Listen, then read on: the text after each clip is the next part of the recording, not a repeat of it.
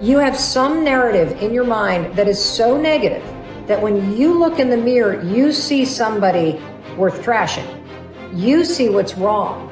You pick apart your appearance. And I want to reverse that, because here's the deal about self-confidence. Self-confidence begins with you. You realize the word self is in there, right? I can't give you confidence. I can give you a little boost. I can give you tools. I can encourage you.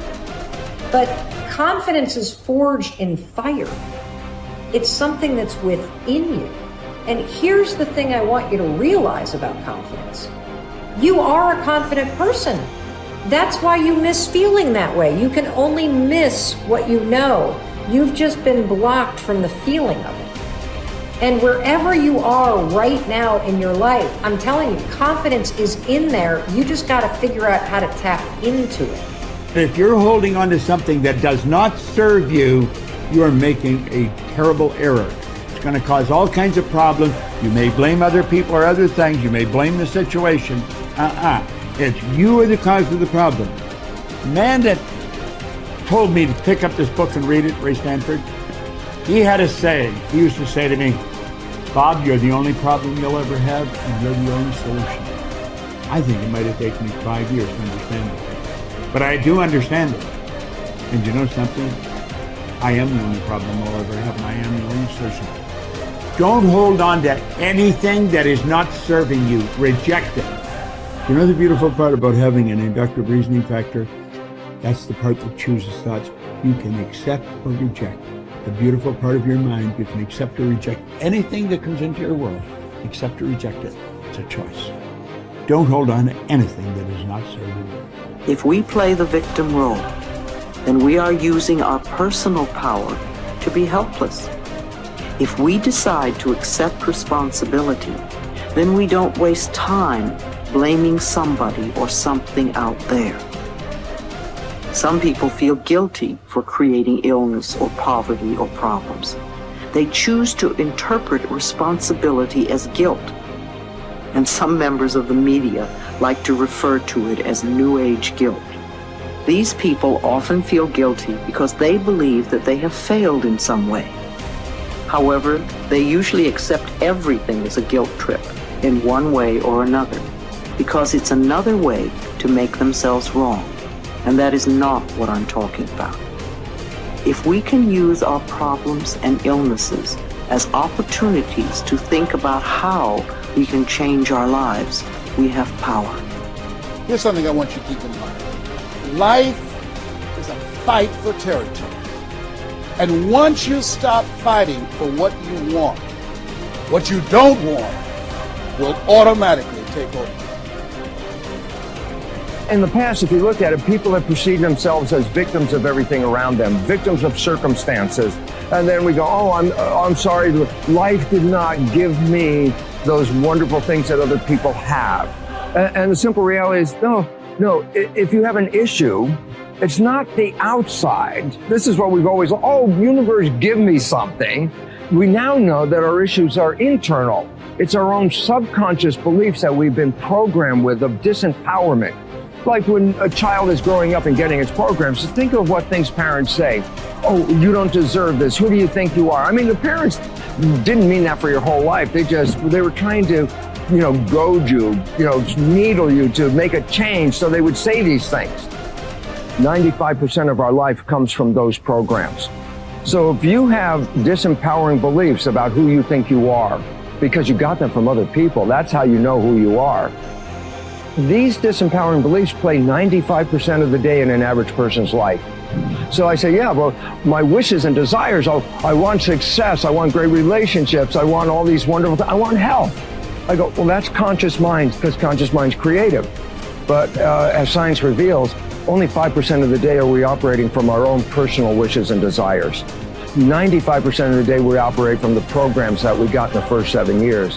And if those programs, which psychologists have told us 70% are negative and disempowering and self-sabotaging, I say, good, apply these 95% of the day in your life, and you realize why your life is a struggle. It's not a struggle because the universe is not providing. It's a struggle because your own consciousness is not accepting.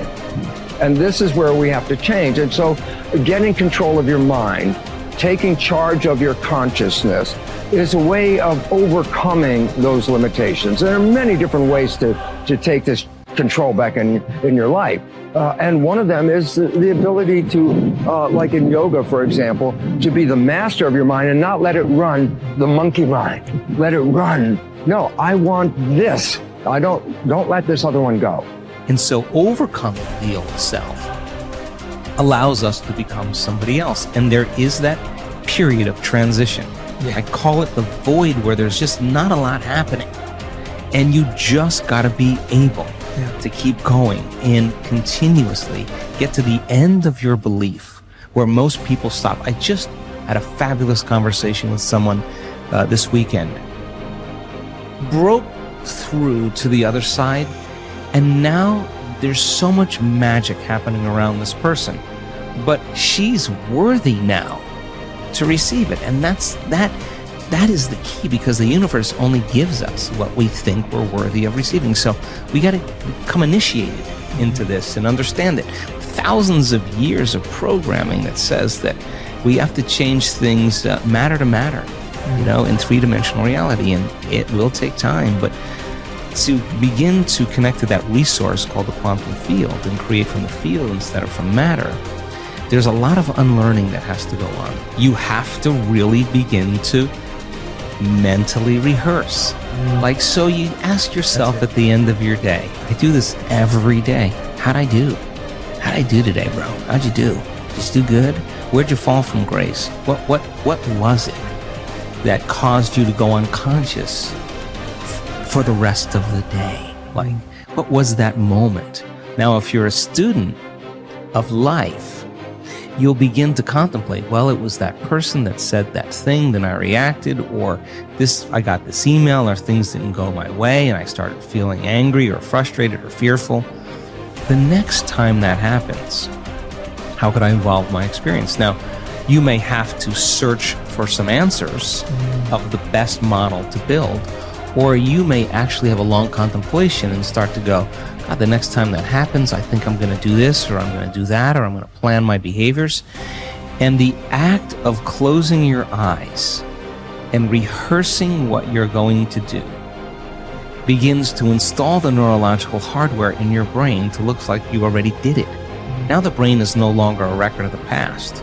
Now it's a map to the future. And if you keep installing that hardware, the hardware will become a software program, which means you'll just start acting like a happy person. Why? There's no magic there.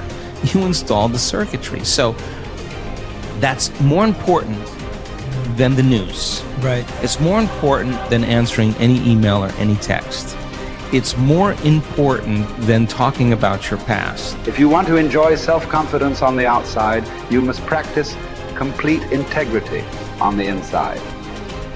The foundation of self-confidence is for you to live your life consistent with your innermost values and principles, while thinking and acting in harmony with your highest aspirations. Men and women with the most solid self-confidence are those who are absolutely clear about what it is they believe to be right and good and worthwhile, and who live their lives consistent with these values. Everything they do or say is an expression of their innermost convictions. Your whole world can fall down around you, but as long as you know that you are doing the right thing, you will have a deep inner sense of calm that will manifest itself in an attitude of confidence and self-assurance in any situation. You will have many ups and downs in life. But what is most important is that you remain true to yourself. Your true values are only expressed in your actions, in what you do. You can tell what you truly believe by observing what you do in any situation in which you have to make a choice, especially when you are under stress and pulled in two directions at once, with opposing demands or responsibilities. This is when your true values are revealed. The action that you take in any given situation will tell you which of your values is uppermost or whether you have any values at all. It is not what you say, hope, wish, or intend, but only what you do that counts. Your choices of the actions you take tell you unerringly who you really are. You can develop within yourself a superb set of values by acting as though you already had those values. You can develop integrity and courage and compassion and confidence by behaving as though you already had these qualities. The more you act the part, especially when you demonstrate these qualities under stress or when you feel like doing or saying something else, the more rapidly these qualities become a permanent part of your mental makeup. The more you practice good values, the more rapidly you become a truly superior person. The keys to developing the unshakable self-confidence that will make everything else possible for you are self-control, self-mastery, and self-discipline. Self-confidence can come directly by behaving in a self-confident manner, but more often it comes indirectly by doing and saying the things and practicing the behaviors that lead to self-confidence. The most important self-development behavior is living consistently with your highest values at every opportunity